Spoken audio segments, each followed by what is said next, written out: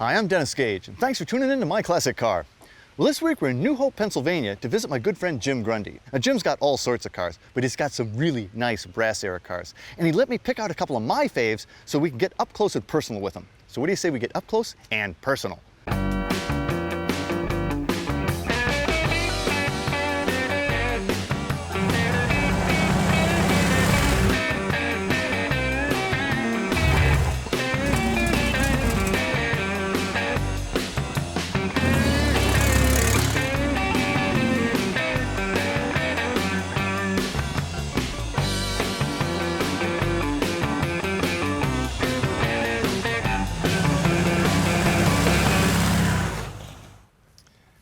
Well, hey Jim, how you doing, man? Good, Dennis. How are you? I'm doing great. Great to see you again. You know, I just had this urge to come to Pennsylvania and kick some brass. Well, you've come to the right place, Dennis. We've got big brass here. And that's what we're looking at here. Now, you've got a lot of cars. You're into all sorts of cars. But you seem to have a soft spot in your heart for brass era vehicles. I do, Dennis, and I can't say I chose to be that way. My grandfather started collecting cars in 1936. And that's kind of all there was? And it's just a family tradition. And then before 1936, what could you collect? That's right, that's right. Well, so we brought out a couple faves today. This couple beautiful Roadsters, this National, and then sitting back there, that gorgeous Mercer. But And I'm not actually right. This isn't really a Roadster. No, this isn't a Roadster. Okay. This is a car that was built by the National Automobile Company in Indianapolis, strictly for racing. So board tracks, oval tracks, and it's called a speed car. It's actually not a Roadster. It's a speed car. And this was, what year is this? 1912. 1912. And did this actually run the 500? This car ran in the 1912 500 as part of a 5-car team that National fielded,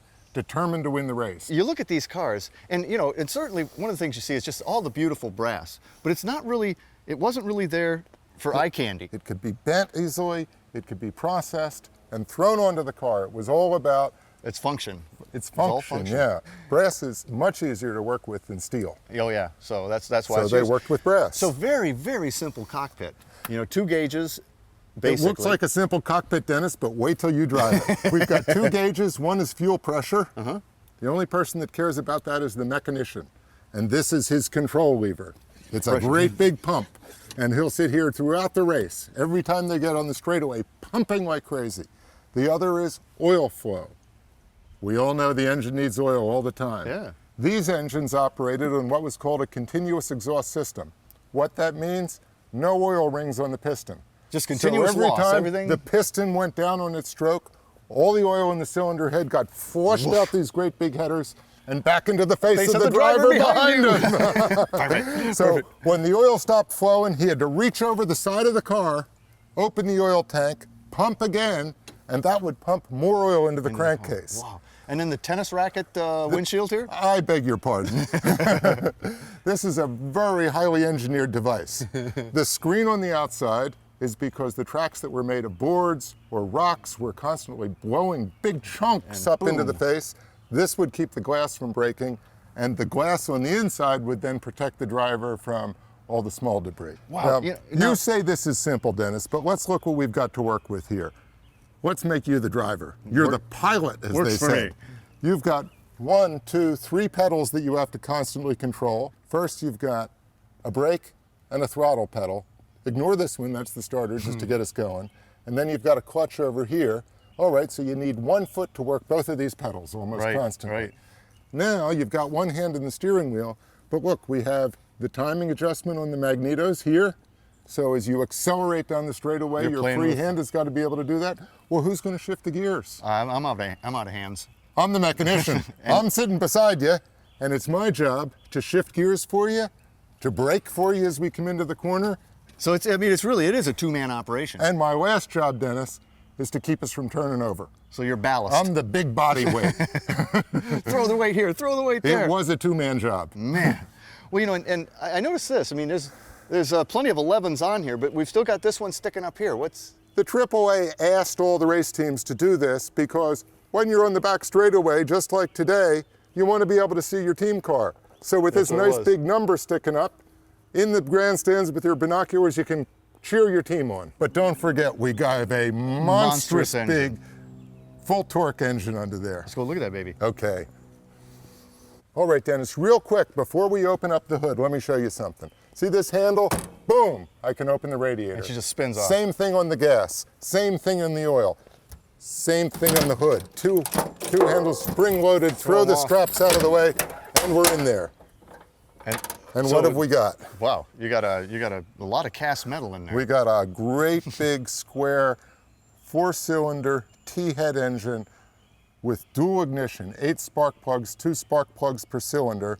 Man, you know, it's just it's beautiful. It's and simple. Again, all this brass, which nobody really cared about from the aesthetics. It was just because it was Purely functional. easy function. Wow. And we shine it all up and make it beautiful. This must be an absolute monster. Basically open headers here and everything. It's just got to be Big open headers, thunderous. great noise. It's a car you ought to drive. I think I should. All right, let's go for a ride. Buckle it up. Let's fire this baby up.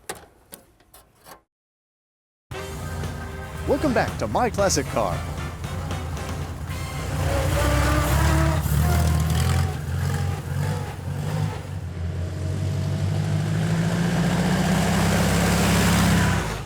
Well, these old transmissions really made some racket, didn't they?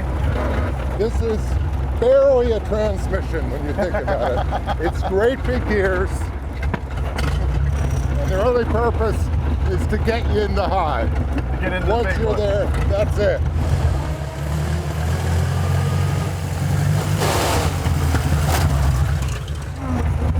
Car doesn't get comfortable until it's going about 50. I believe that. So this car will go 100 miles an hour. Seriously? Yes, absolutely. Tell you what, here we go. Ready? In, go. Ready, go!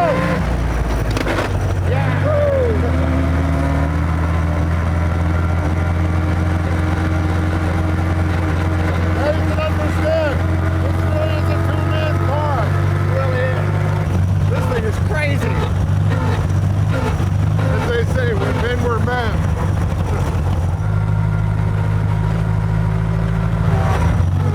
Second. Hey, girl, hear yourself think when it's an idle.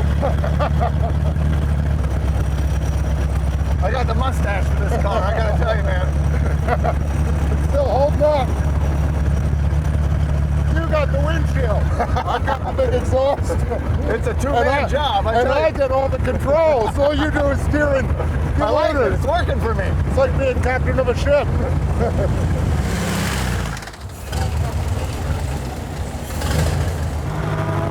This thing's got some balls.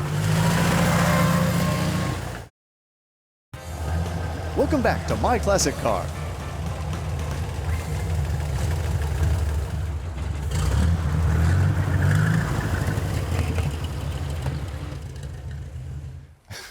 Oh, Jim, a national. You're still shaking from that beast? That thing's a brute. That thing's Well, now we've gone, Dennis, from the beast to the to beauty. the beauty. Yes, yes, indeed. And boy, these two babies are only, what, 2 years different? 2 years apart, 1912, 1914.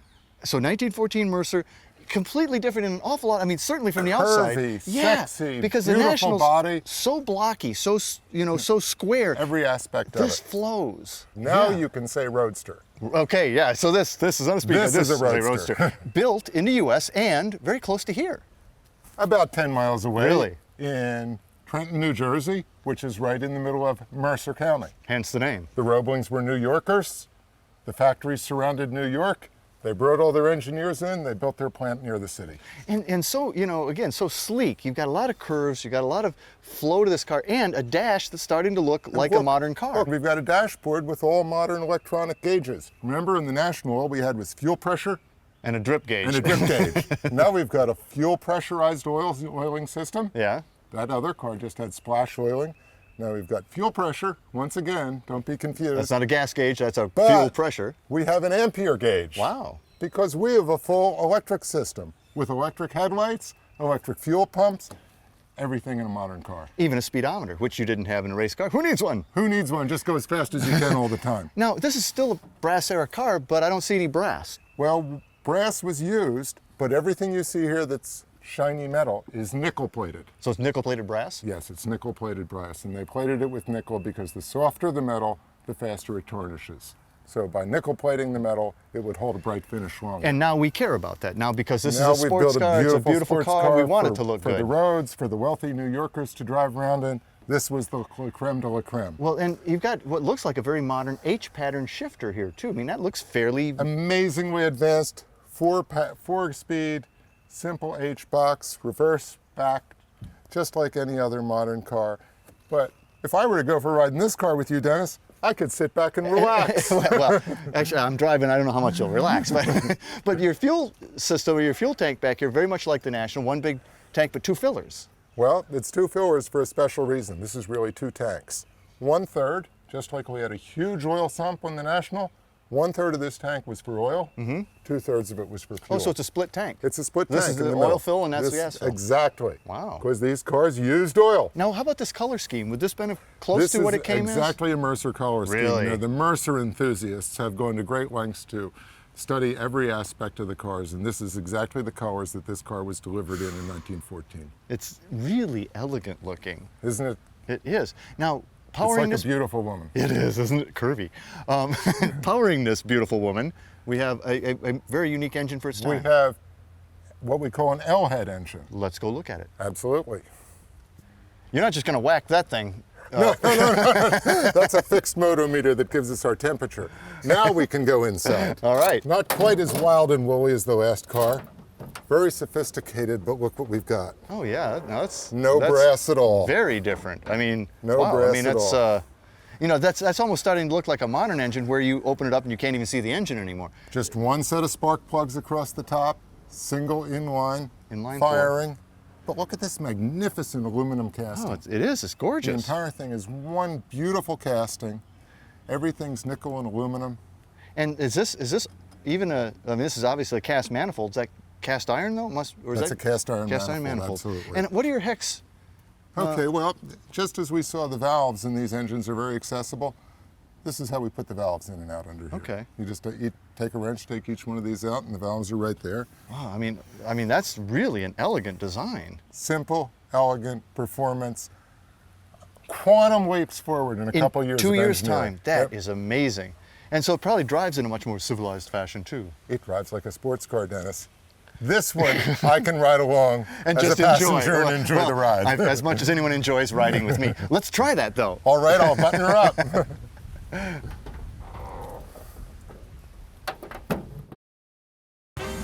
Welcome back to My Classic Car.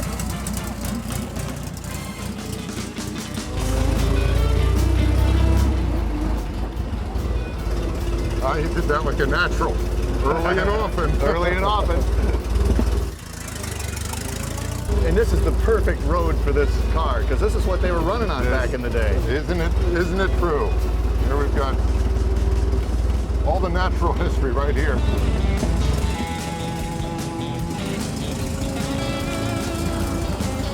You're gonna get the engine going as fast as the wheels now. Lots of throttle. Lots of throttle, clutch in, drop it in. There we go.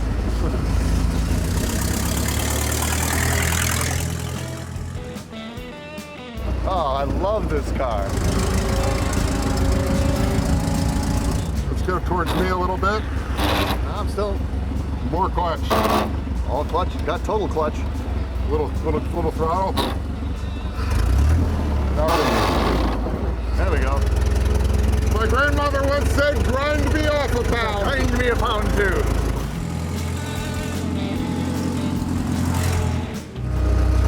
I like being able to monitor the temperature right out there. How's There's that nothing looking, wrong dude? with that system, is there? And No. there's no wires to burn up.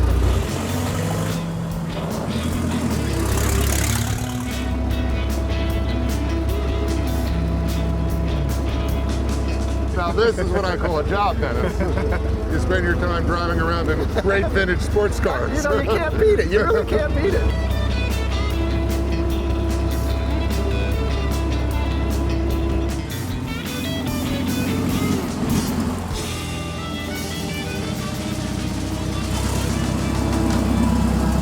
So until our next meeting, remember, honor the timeless classics. I'm Dennis Gage. Happy motoring.